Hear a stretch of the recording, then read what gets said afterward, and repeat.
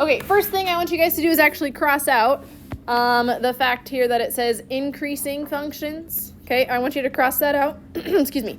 And I want you to write concave up. Okay, concave up. Think about like a U, right?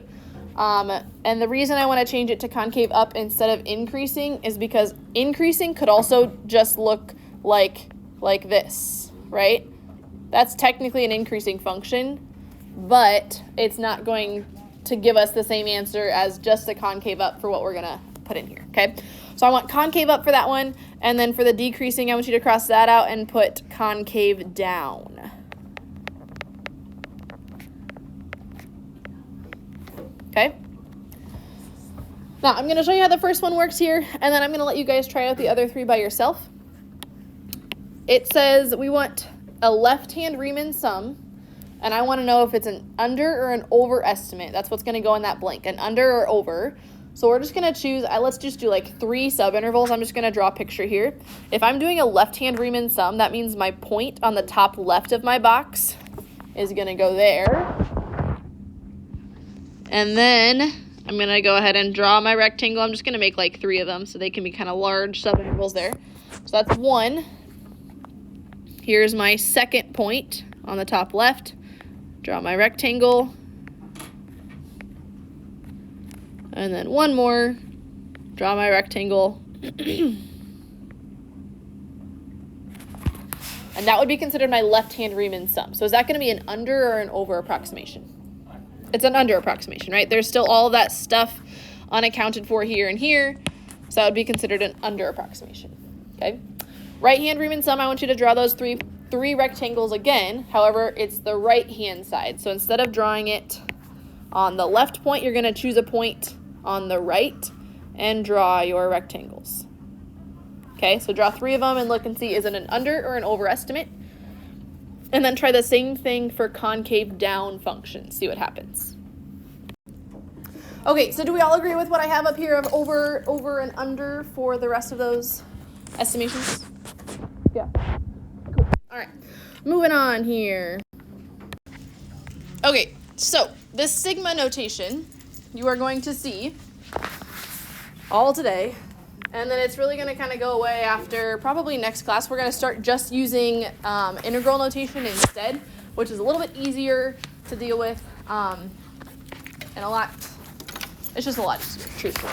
But just like when we talked about like the limit definition of a derivative at the very beginning, and then we just like showed you like, look at all these rules that you can use to find the derivatives instead of doing the limit, right? It's going to kind of be the same thing here, where we're going to show you the kind of why and how it works. It's not super useful, but then I'm going to show you how to use the integral, and that's what we will be using for the majority of the rest of the semester, okay? So this notation before you have seen in pre-calc as well, where you're given a lower bound, you're given an upper bound. We call this thing here the index. It's usually either an I or a K or a J. I don't know why they choose those 3 letters, but those are usually the 3 that they choose. IJK, yep. In your calculator, though, when I plug them in on the calculator, I usually just use X. It's just kind of easier to click X on your calculator instead, because sometimes it confuses I with like the square root of -1, because technically in math, I is negative square root of 1, or square root of -1, so I just usually use X. But if I'm evaluating the summation just by hand, just kind of as a reminder of how this works, we start with 1 and I plug that in where I see that variable, and then I go all the way up until I see 6. So I'm going to have 1 plus 2 plus 3 all the way up until 6. And if I add all those things together, what do I get? A number. Yes, 21. Okay. Now there's also a way to evaluate this on your calculator. If you don't remember, that's okay. I'm going to write them down on here. There's 2 ways that you can get to the summation button on your calculator. You can either select alpha window,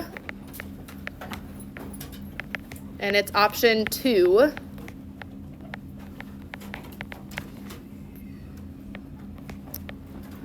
Or you can select math option 0.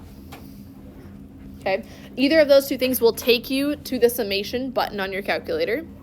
So I'm going to give you guys a minute right now. Try plugging this summation in on your calculator. You should end up getting 21. But again, like I said, instead of I usually just plug in x instead, and you should get 21. Let's look at this next one here. This next one, where are we starting at with that summation? 3, and I'm ending at 12. And I'm plugging that into this value right here. So it's technically 3 squared plus 4 squared plus all the way up until 12 squared, if I was evaluating that by hand, which ends up giving me 645, okay? Again, take a few seconds, try plugging this into the calculator and see if you get the same answer as we did by hand. Now, the rest of the stuff on this page should hopefully look somewhat familiar from pre-calc, but again, after we kind of showed you the why of how it worked, we were kind of just like, okay, now use your calculator, right? You got to use those resources, but you need to know how it works first. So these are technically properties of summations. This is called the scalar multiple, which means I could take the number that is out in front, or I could take the number out in front and then just multiply it by whatever I get for that summation. My sum property and my difference property says that I can take and separate all of these summations where this is 1 and then I add it to the second one. Same thing with subtracting. Okay, I can just separate them individually, so that way I can do things like this, that I can actually evaluate what the summation of each of these properties are. Okay, again, these should look familiar, but this was like first semester of last year pre-calc, so it's been a minute since you guys have done this. Okay. Okay, so now what we're going to do is we're going to use sigma notation to rewrite the following expressions that were given. Okay, to start out. So if I look at letter A here, letter A, what is the only thing that is changing each term? The bottom, right? It's plus 1, plus 2, plus 3, all the way up to plus 15, okay? So if I was going to rewrite this in terms of summation notation, I would write that sigma there. That's our summation symbol. I'm going to choose K because I like K better than I. I'm going to start at 1, and I'm going to go all the way up until, what do you think? 15. And now my expression that I'm plugging those values of 1, 2, 3, 4, all the way up to 15 in would be 5 divided by 1 plus K. Okay, which should make sense because if I plug in 1, that's my first term, 1 plus 1 on the bottom. If I plug in 2, then I would get 1 plus 2 on the bottom, followed all the way up until 1 plus 15 on the bottom. Okay, does that make sense? How we kind of work backwards there to get the notation? Okay, letter B is a little more tricky just because it's got a lot more stuff going on here. Let's see, there's actually only one thing that's changing every single time. What's the one thing that is changing each term? The top number. 2, 4, 6, and then all the way up until 2n, okay? Everything else stays the same. Nothing else is changing. So I can start rewriting my sigma. I'm going to use K. We're starting at 1 all the way up to... Shall we be using n? What did you say? Shall we be using n? We're going all the way up until n, yes. But, okay. And we're going all the way up until n because this last term here of 2n is not like 10, so we don't know we're stopping at that number, right? We're going forever and ever until 2n. Okay, I'm going to write everything the same, except I'm going to leave that part in blue alone for a second. So I've got 1 minus something over n minus 1. That's squared. And that whole thing is multiplied by 2 over n. Okay, that is the same in every single term. Now I need to think about how can I write an expression that goes from 2 for my first term, to 4 for my second term, to 6 for my third term, etc., etc. 2 times k, right? If I plug in 1, I get 2. If I plug in 2, I get 4. If I plug in 3, I get 6, right? And then I go all the way up until n. For my last term is when I would get 2n, okay? If I plug in n for k, then I get 2n on top. Okay?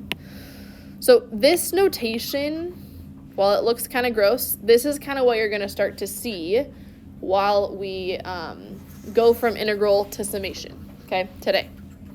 You're going to see this notation a lot. Okay.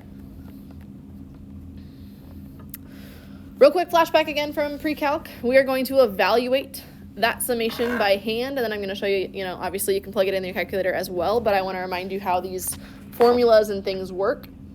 So we can separate this into 3 separate sigmas, right? I can separate this into the summation from 1 to 10 of I squared, and then I could subtract the summation from 1 to 10 of I, and then I could add that with the summation from 1 to 10 of 4. Okay, that's the sum and difference property of summations that I can separate.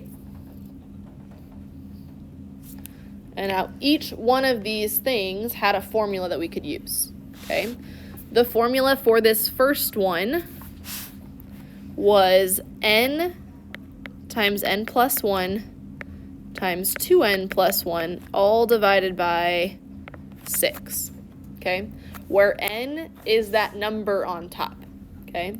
Because it goes from 1 to n. So I'm going to plug into this formula. I'm just going to plug in 10 for n. Okay, so I've got 10 times 10 plus 1 times 2 times 10 plus 1, all divided by 6. And if we simplify and evaluate that, we end up with 385.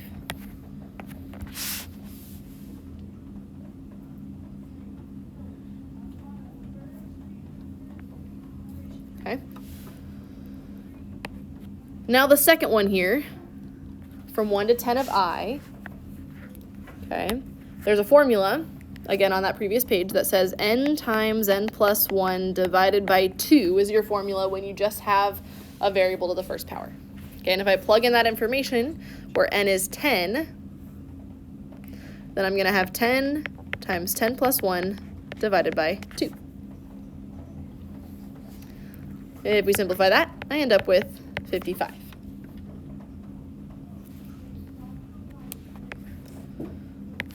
Okay, and then my last term here is a constant. There's no variable after that summation.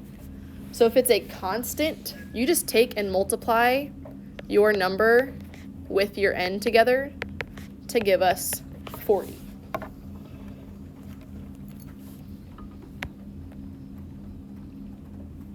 Okay, so this is doing it by hand, and if I were to add all this stuff together, plugging in that information that we just found back into this original equation here, I've got 385, and then there's a minus sign, so be careful, minus 55 and plus 40. And if I simplify all of that, your final answer would be 370 if I were to plug in 1 up to 10 and evaluate those each time. Okay, try plugging this in on the calculator. Check it on your calculator,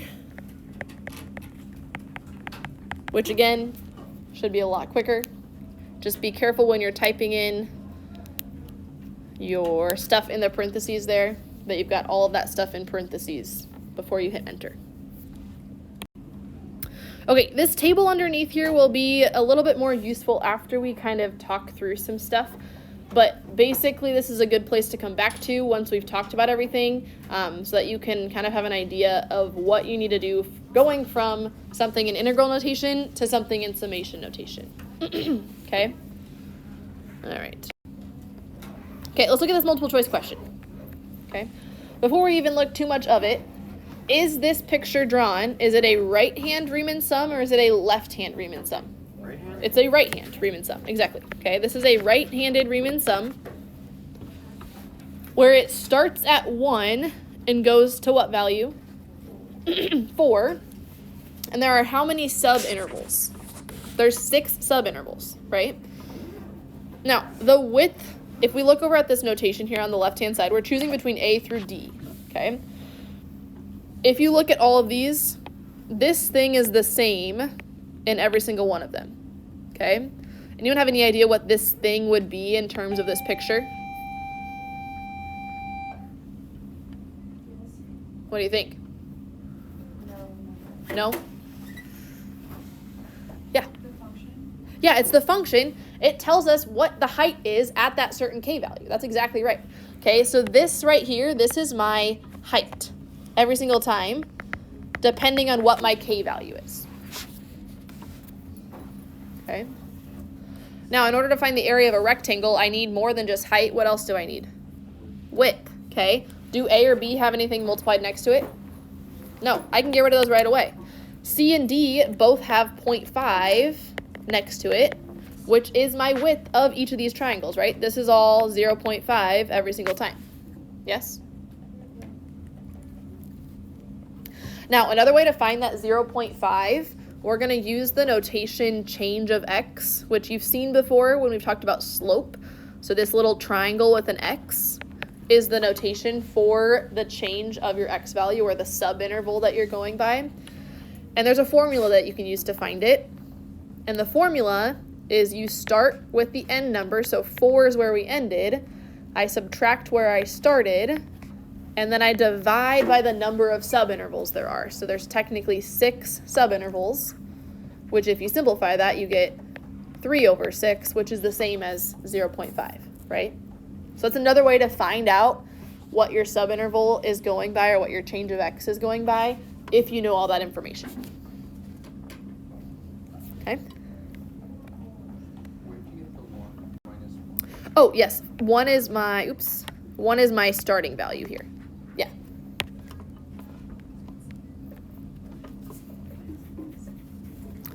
Okay, so now I need to choose between C and I need to choose between D.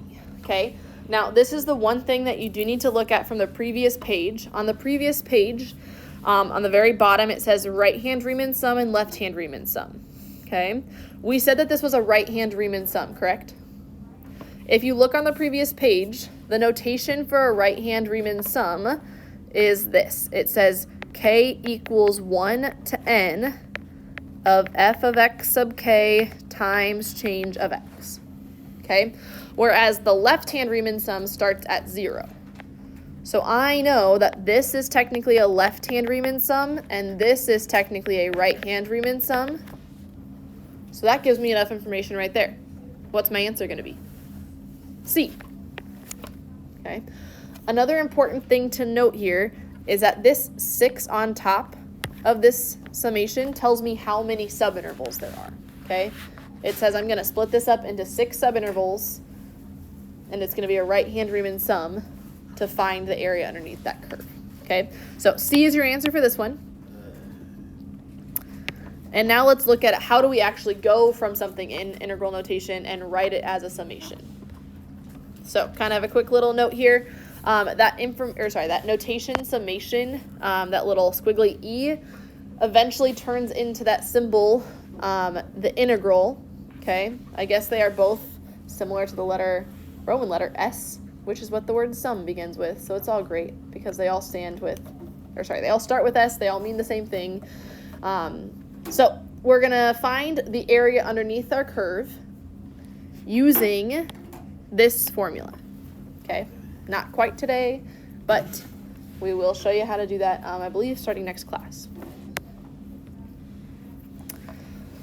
So your definition of a definite integral, this will be a flashcard eventually, but it's a continuous function over the interval a to b, with its brackets like that means it's a closed interval, and then it's denoted by this little squiggly s. We call that the integral from a to b is how you read that, of f of x dx is the limit of the Riemann sum where the number of subintervals approach infinity. Okay, basically if I looked underneath the curve and I had infinite teeny tiny little rectangles, that's basically what the limit definition using Riemann sums of an integral is doing. Okay? So these two things are interchangeable. They mean the same thing. If you write it like this, from a to b of this function, it's really taking the limit as n approaches infinity of the summation of the entire thing, where this technically is my height, because that's my evaluating at that certain point, and this change of x is my width of that rectangle.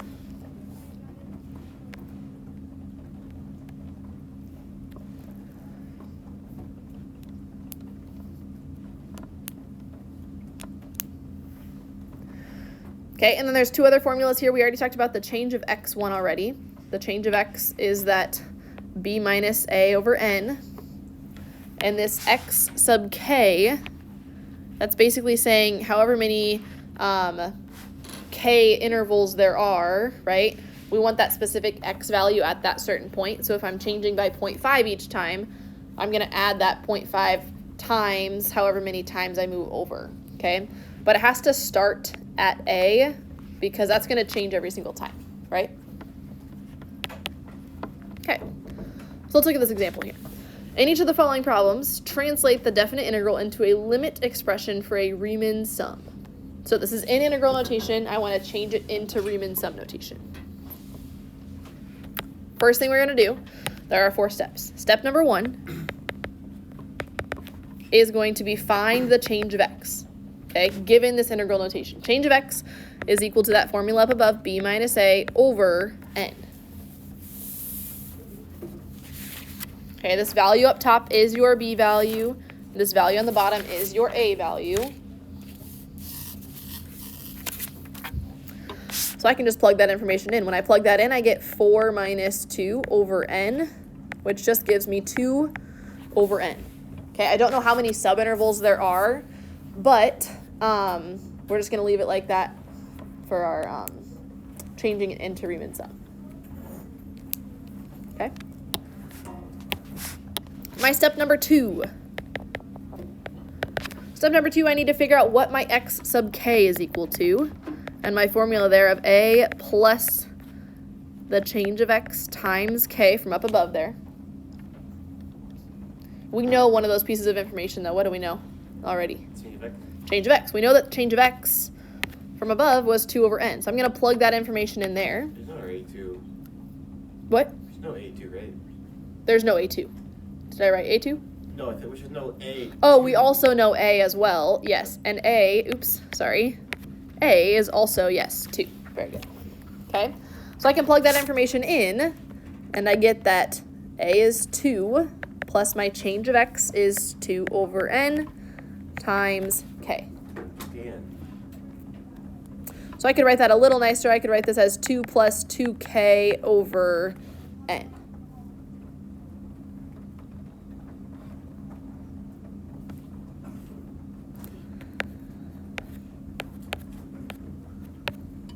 Okay. Step 3.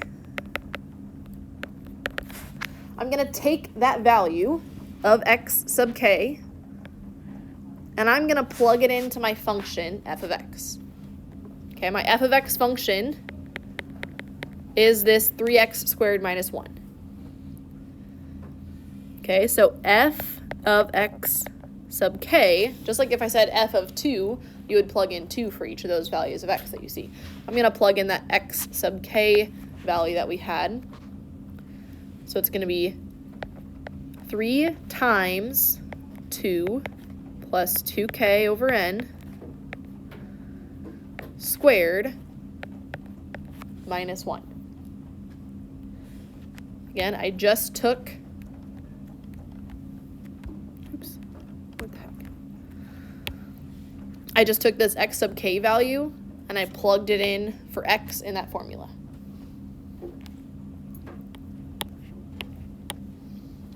Okay, lastly, we're actually going to write it in terms of the formula, the limit definition of the integral.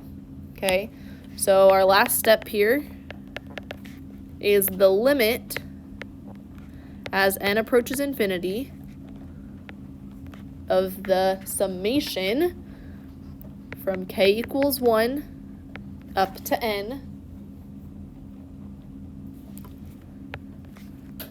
of that previous step f of x sub k. Actually, I'm just going to write that first.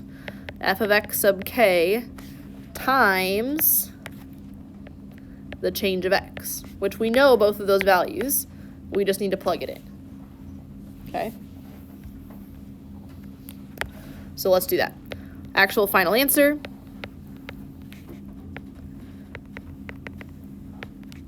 would be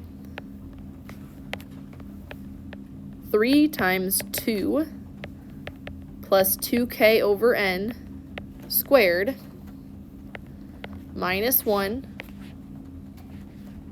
And that whole thing is multiplied by 2 over n.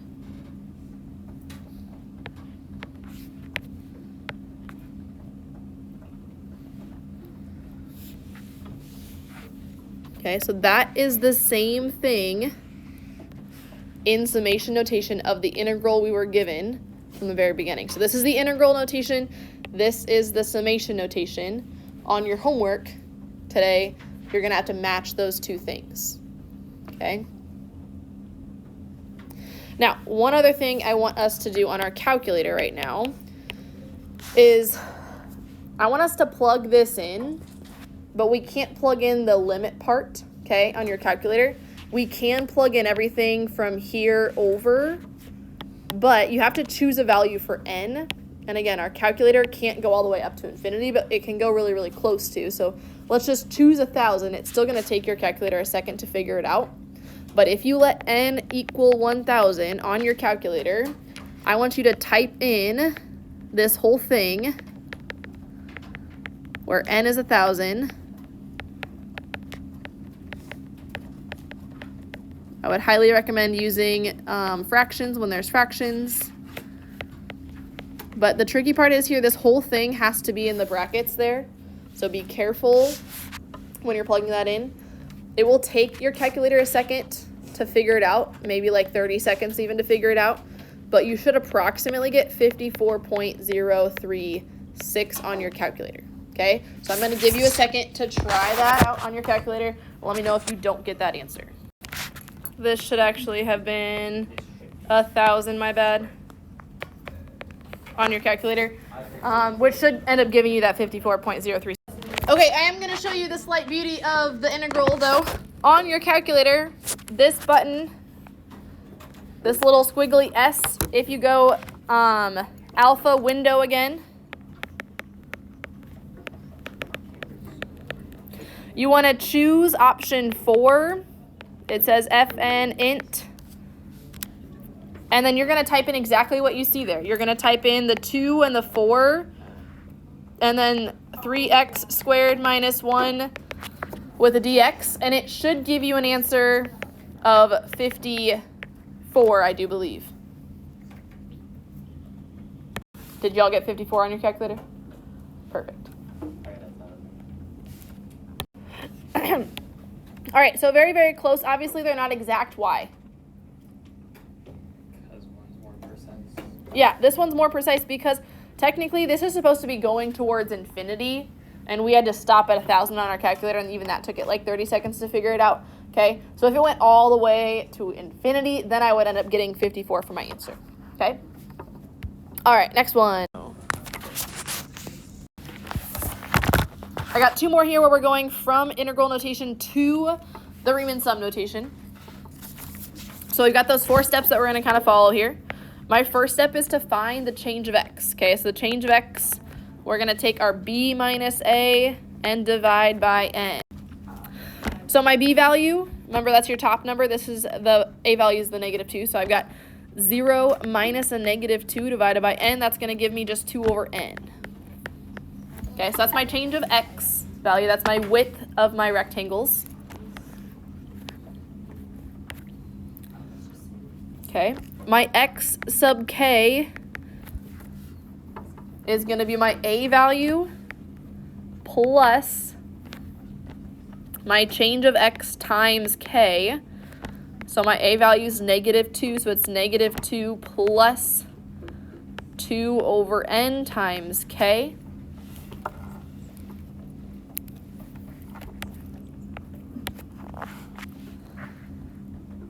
But I want to know what my y value is to find my height. So that's f of k, or f of x sub k, sorry. So I'm going to plug in, bless you, this value for x. So that's going to give me -2 plus 2k over n plus 3, and then square that. All I did was plug in that x sub k value in for x. And now that is technically my height of the rectangle.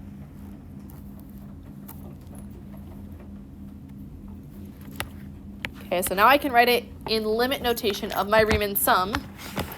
So in limit notation, I've got the limit as n approaches infinity of the summation from 1 to n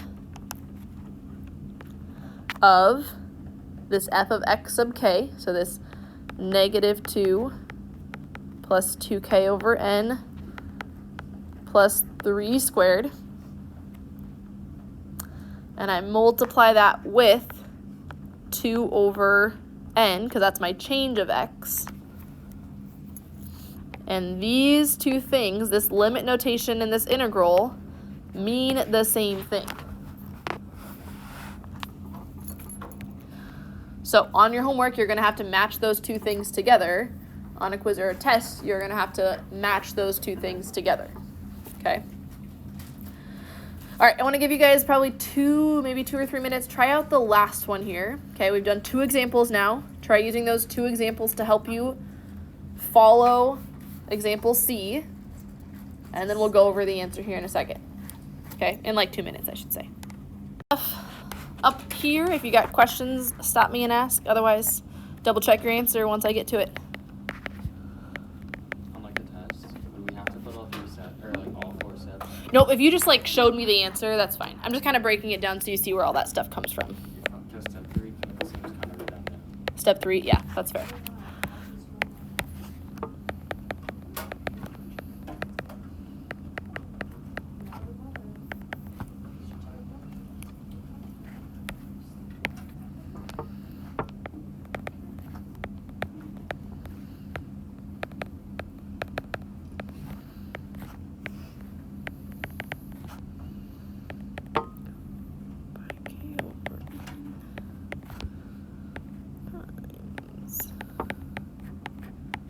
All right, was that what we got for our answer?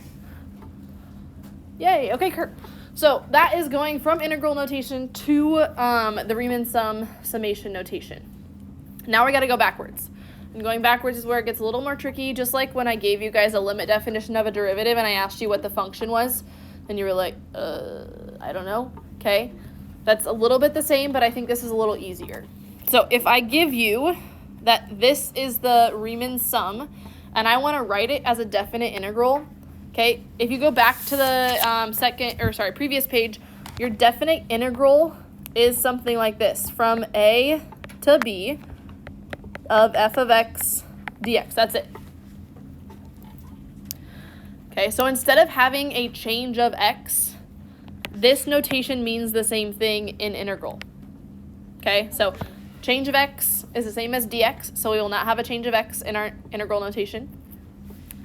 And then our f of x function, we got to figure out where our x kind of goes based on our Riemann sum. So easiest way to kind of start is by looking at this last set of parentheses there. That tells me my change of x, right?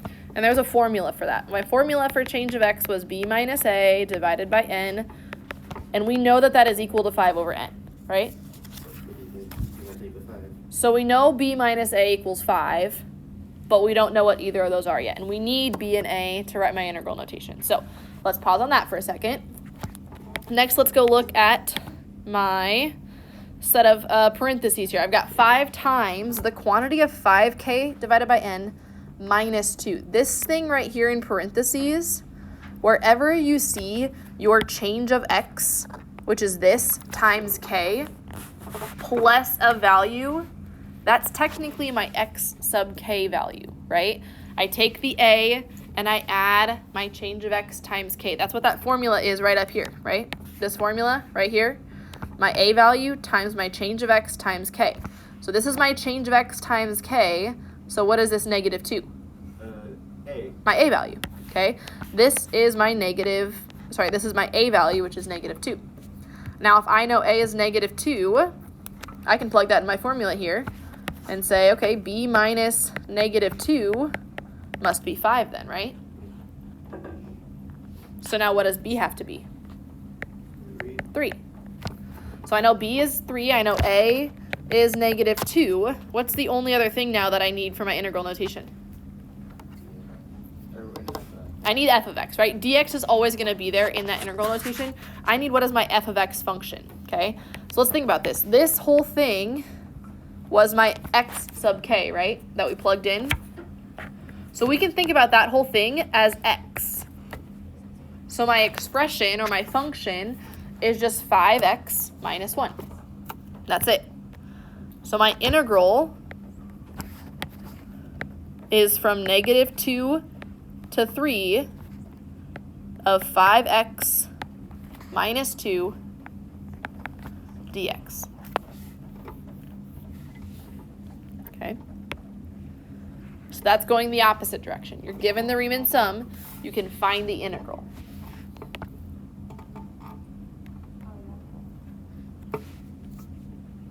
Okay. Oh, yes, -1, thank you. No wonder I had some confused looks out there. Okay, there we go, -1, thank you. Okay, let's look at the next one here. Next one, again, let's start with my change of x. My change of x in this case is 2 over n this time. So I know my formula for change of x is going to be b minus a over n is equal to 2 over n. So I know that b minus a is going to have to be what? 2, right? Okay, but I don't know what a or b is yet. So let's now go look and find where is my change of x times k value plus my a value. Well, isn't that right here? This whole thing? This 2k over n is my change of x times k. So that means my a value is what? -2 again. Okay, so if I know a is -2, I can plug that in. B minus a -2 is equal to 2. What is b going to have to equal? 0. So b is 0. We know a is -2. The last thing that we got to figure out is what is my expression. Okay, well, this is that part that I plugged in, that x sub k. So this whole thing is x. So what's my expression? 3x plus 4. So my integral for the second one here is from -2 to 0 of 3x plus 4 dx.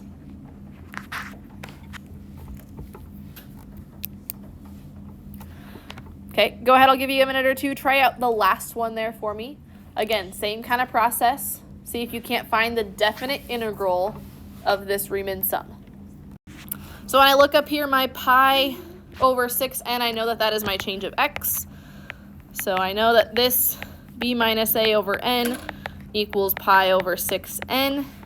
Then I can go look in my actual parentheses here of the kn over 6n, or sorry, k pi over 6, and that's technically my change of x times k plus a, but there is no plus a number, so that means my a value is going to be 0. So if my a value is 0 in this case, b minus 0 is equal to pi over 6n with an n here, which means that b has to be what? Pi over 6. So my definite integral here is from 0 to pi over 6 of my function, which is cosine of x dx. Okay? So that's going the opposite direction. Given the Riemann sum, you can find the integral. Okay, we're going to skip example 7. We'll start out with it next class. It is kind of long, but it's basically showing you how the limit definition of an integral works. But I do want to do example 8 because it's not as bad and it's just using some geometry. So if we read this and draw a picture, I can say I'm starting at what x value if I look at this integral? Starting at -2, and I'm ending at +1. Okay, my function, my y value is equal to 2x, right? Okay, so let's graph the function 2x. That's going to look like what? A line with a slope of 2, right? So I'm going to draw my line, slope of 2. But all I actually care about is from -2 to 1. So I'm just going to go ahead and kind of mark on there where I care about that area underneath the curve to the x-axis. So everything below the x-axis in this little triangle here is going to be negative. everything above the x-axis in this little triangle is going to be positive. So now I can just add these two areas together. So I'd have negative 1/2 times my base and my height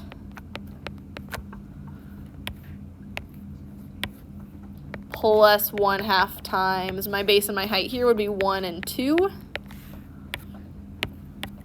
And if I simplify that, I get negative 4 plus positive 1,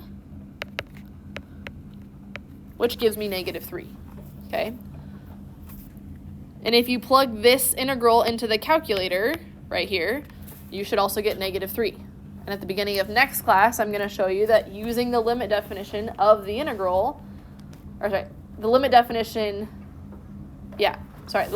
using the Riemann sums will get you that same answer of negative 3. It's just a lot grosser to get you there, okay? Any questions? Okay, then for your homework is just that 13-question matching assignment on Schoology. The other assignment that's in there, the circuit assignment, is just extra credit, so you can do it if you want. You don't have to do it. They basically are the same thing. One of them is just a worksheet. The other one's like a quick little matching so you can see if you did it right, okay? You should have 5 attempts on there, so if you don't or something is weird, let me know. I would suggest maybe showing work on your iPad, so that way if somehow things get lost, I don't know if things stay if you like go off of Schoology and go back into the quiz. Just err on the side of things might not save and just kind of work on it on the side, and then you can answer your questions on Schoology, okay? All right, you guys got about 15 minutes or so to get started. Let me know if you have questions.